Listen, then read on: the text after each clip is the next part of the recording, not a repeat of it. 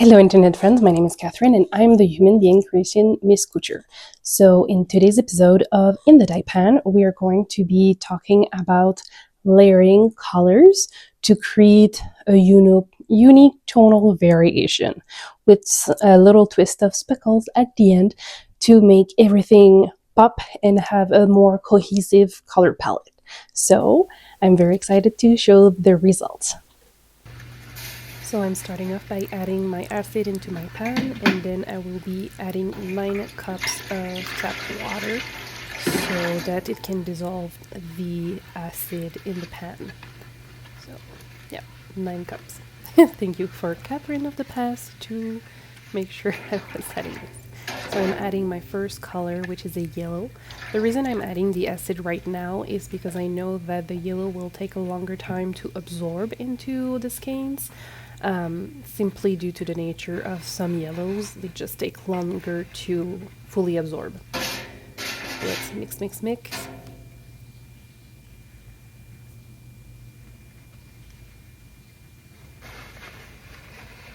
And today I'm using my soft decay base for this color. So this is a 75% superwash merino and 25% nylon. So we know that it will have a good absorption of the color. And I'm also adding some twist into the skein, so it creates some negative space into the skeins. So when we will see the final result, there will be some layers where the yellows will pop more and the other colors won't have absorbed as much, just due to the resist created by the twist in the skeins.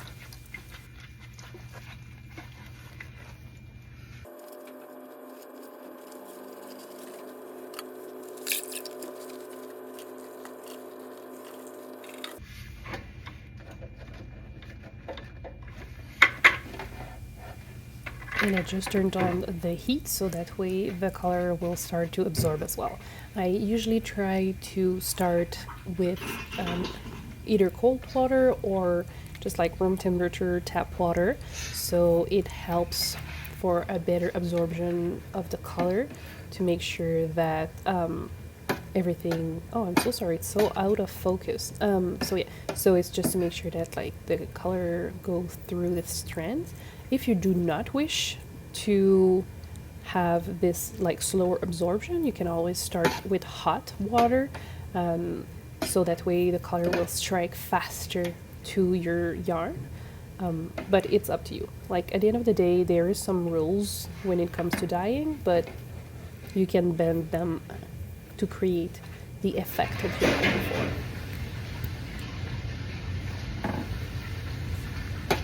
So it's been about 15 minutes that I've checked and I'm checking to see if the color has absorbed the way I want, and it's looking pretty good. There's still like little pockets of dye here and there, but it's nothing too crazy. So what we're going to do is I'm grabbing another pan so that way I can grab those skeins that are currently in the pan, remove the excess water, put them in the pan I have on the side, and then I will be able to add my second layer of color to the pan.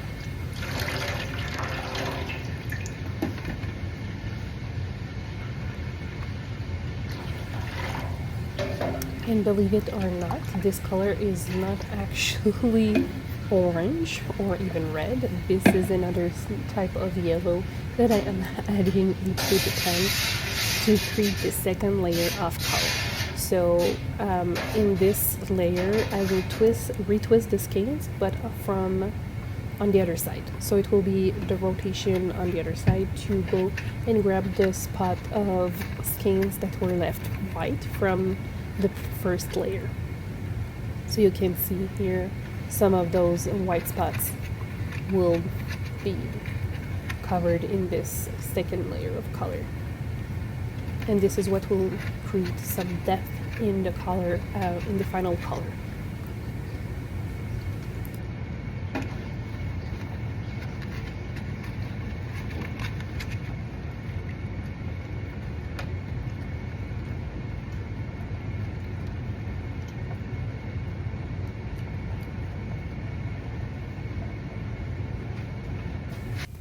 So now we will leave that on the stove.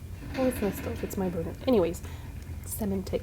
We will leave it for about another 15 minutes to make sure that the color is absorbed before we try to add the third layer of color onto those skeins. So we'll be back in about 15 minutes to check on the color.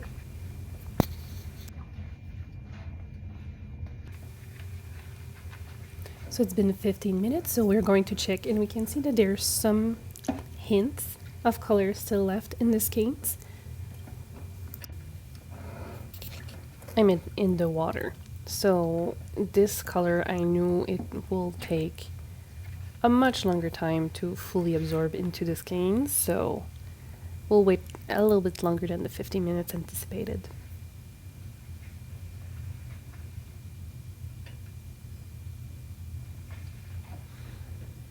Okay, so we waited another 5 to 10 minutes.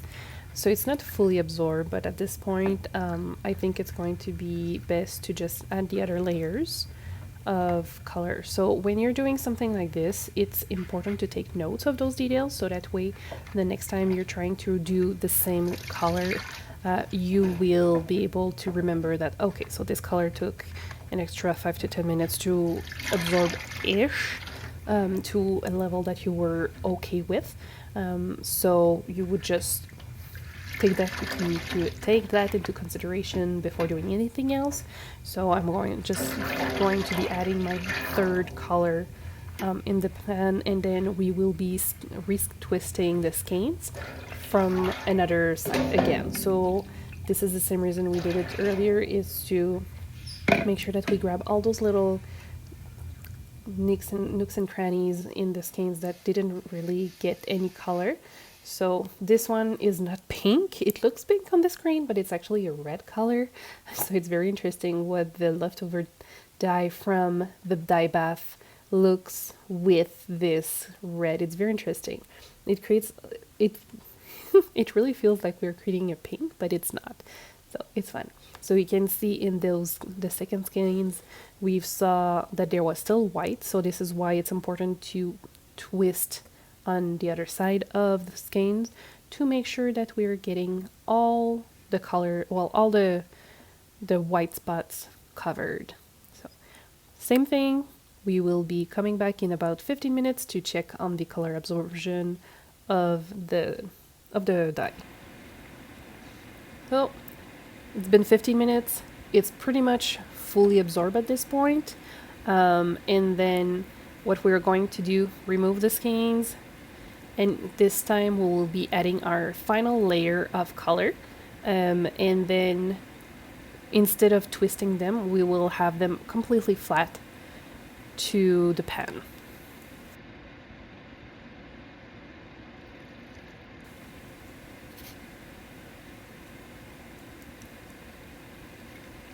And one thing I didn't mention is we are going to be adding the final layer, and that layer will be black. But I did a lower depth of shade that I was comfortable with. Not that I wasn't comfortable. So basically what I did is I did a lower depth of shade than what I was wanting to do in the first place, because it's easier to add more color and then removing color. Once the color is there, it's there.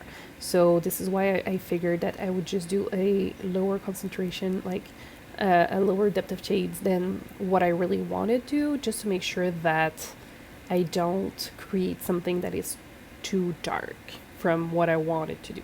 So you can already see that the black has added some really great depth into the skeins, and you can see that it's pretty much already all gone into the skeins. So this is why I was doing this way, because it absorbs fast as well, and I just feel like we need it to be a little darker, so I'm going to be adding the same amount of dye, the same depth of shades of dye into the dye pan, and we will be adding the skeins again, and again it will be flat in the dye pan.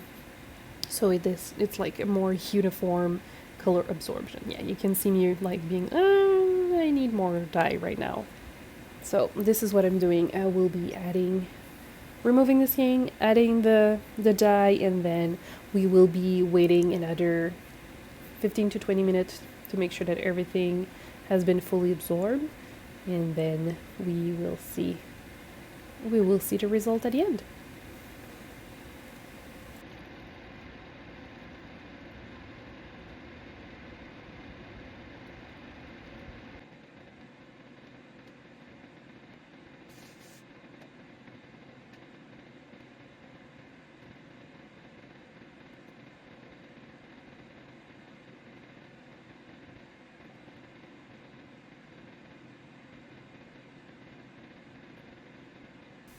And we'll just at the last minute add some speckles of green colors into the dye pan because I just think it's missing a little something, and that little something is a touch of speckles that that will remind us of like little spots on leaves from autumn foliage. And we will let it cook for half an hour.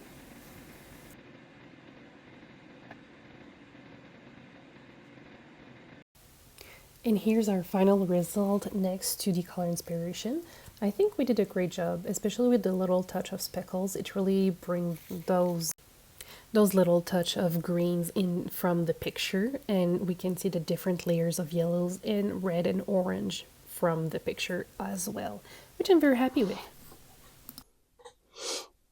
And look how beautiful the tonal variation turned out to be. We have all those little layers of yellows that created this beautiful orange undertone for this darker shade of autumn foliage. So if you're interested in purchasing this colorway, this is on a soft decay base, and it will be available on the website at the time of filming this episode and also at the time of publishing on YouTube.